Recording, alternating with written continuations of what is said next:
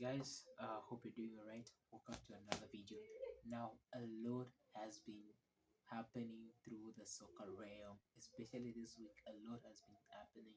It's like each time when I turn on my phone, I find new news, I find something new, and I'm like, I need to talk about this. So, there's a lot that I've put in bulk that I need to talk about, that I need to offload through like the national squad announcements that have been happening, managers resigning, managers being signed, and a lot. But today I want to shift my perspective and talk about Barcelona, La Liga, and the Premier League. So I have a lot to offload. Now I saw a post relating to the the prize money that's been given to La Liga champions, the Premier League champions, the Bundesliga champions, the Italian Serie A, and the French League A. And when I saw this post at first glance, I thought it was, I was very pessimistic about this. I was very optimistic about it. But, just digging through, did more research, I found that it was actually valid, was vindicated. So when I saw that the Premier League champions currently, who are Arsenal, are being paid 177 million euros, and compared to La Liga's champions, who will be paid 58 million. The magic. When I saw this, I was thrown into this shock state where like, is this really true? Do La Liga champions really get this small amount of money? I mean, 58 million euros, guys. La Liga. This should be at least. You have to remember that not long ago, La Liga was the best league in the world, right?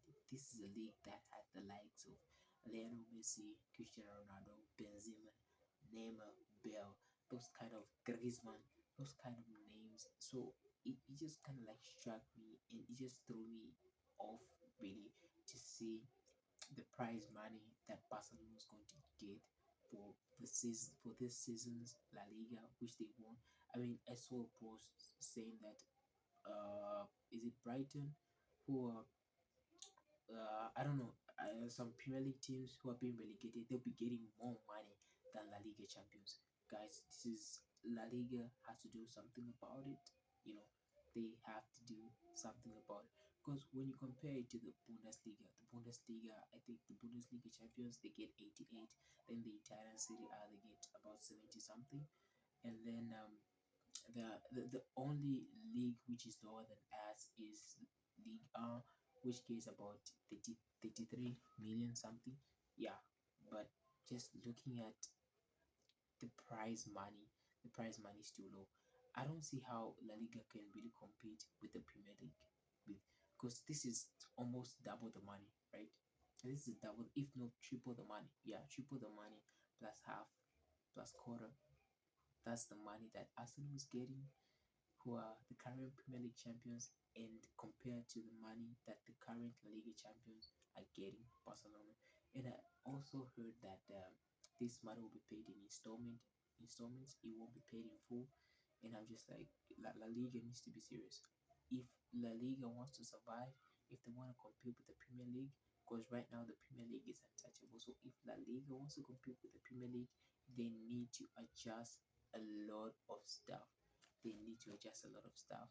58 million euros is just too little for a club like Barcelona, for a club like Real Madrid. 58 million. It, I don't think we will get more money selling Lamine Yamal, selling Pedro Gonzalez, selling any kind of player in Barcelona starting 11. We'll get a lot of money rather than winning La Liga. So I don't really know how to balance sheet, how the books work, but it's something needs to be done. Javier Tevez needs to resign from that board. They need to clean that board for La Liga. They need to clean it. They need to bring new people. They need to restructure everything. They need to restructure the league.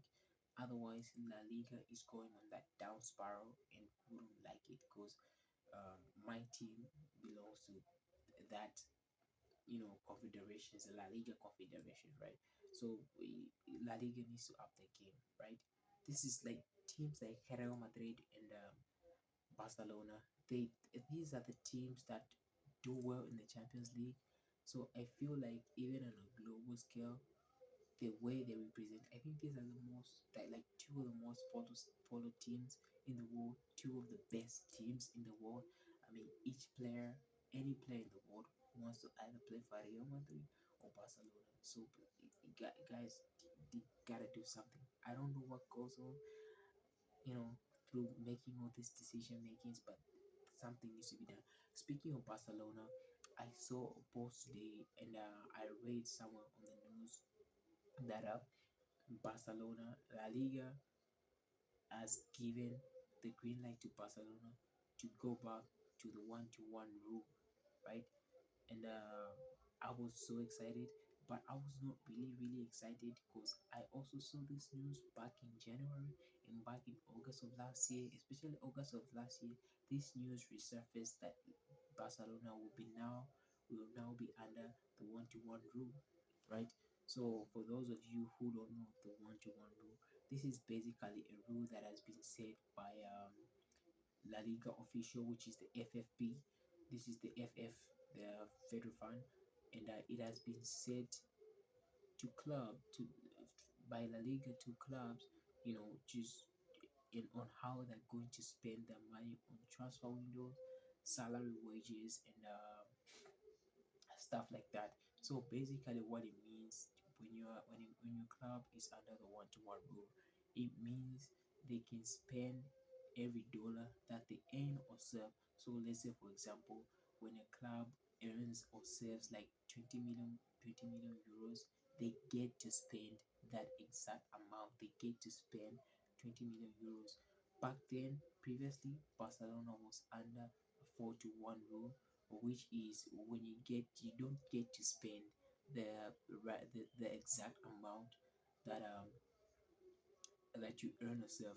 So let's say if a club if a club serves like 10 million euros, right? They get to spend for 10% of that, which is like 4 million euros, and they don't get to spend the whole amount, right? So hence why Barcelona had those problems of registering guys like Paul Victor, Paul Kubasi, Gavi, and Dani Olmo. They had problems with that. So now this really gives me excitement to see Barcelona be another one-to-one rule. I don't know how authentic or how real this news is, but hopefully I hope Barcelona is under the one-to-one rule because we need to restructure our team. Not really, our team is good, it's good enough, it's solid, but there are a lot of players that we need to sign in, and we can only sign those the caliber of players that we need to sign. We can only sign them only if we are under the one-to-one rule, right? So if Barcelona is back under the one-to-one rule, then it's really exciting. Um, Joan Laporta, I believe, is doing wonders and miracles. And I also saw the news that Barcelona has signed a deal with the Emirates from the Arabic world. I don't know what it's really about, but when you sign a deal from the that world, which means a lot of cash will probably into your club. So I gotta dig into that because I can say things that are not real. So I gotta look into that. But it's really good to see Barcelona back under the one-to-one rule because Real Madrid have been there, and if we are there, I believe we can sign the players that we need to sign or that we want to sign. Especially this summer, we need to replace Lewandowski, right? And there have been rumors of João Pedro being linked to Barcelona and Julian Alvarez. Personally, I really prefer that Barcelona signs Julian Alvarez because he has been my favorite player, and I've been calling for Barcelona to sign him. So personally, I feel like if we are under the one-to-one rule, we are able to sign Julian Alvarez, and we also need to sign a center back. He has been linked with Alexandro Bastoni. But I just saw a couple of hours ago, I saw news that due to economical and whatever reasons, the deal might not go through. So we are waiting to see how that goes. We're waiting to see how that goes. And one thing, I feel like one thing that we as Barcelona fans we're not talking about, we need to sign a left winger, right? We need to sign a left winger. That position that Rafinha occupies, I feel like we need to sign a left. Of course, we have Marcus Rashford, but but we don't know how that deal goes. Marcus Rashford has publicly revealed that he wants to stay at Barcelona. It is willing to lower his wages. Again, we're still under the 4-1 rule, so that can only happen if we're under to 1-1 rule, and we need to save some money. So we should just wait and see, and we don't want to make any conclusions, any agreements. But I feel like that position also we need to look into that, and that position of Lamine Yamal, at least we need to have a lot of depth to our squad like that. So I think our main priority right now is to sign at least two center backs and a striker, João Pedro and Julian Alvarez. I've also seen the likes of also main Victor was maybe linked to the club, and I gotta say, you know how I'm crazy about Nigerians, so I don't really mind Barcelona signing Victor Osimhen. So yeah, that's it. So I'll see you in the next video. Remember to like, subscribe, comment, and I'll see you in the next one. Take care.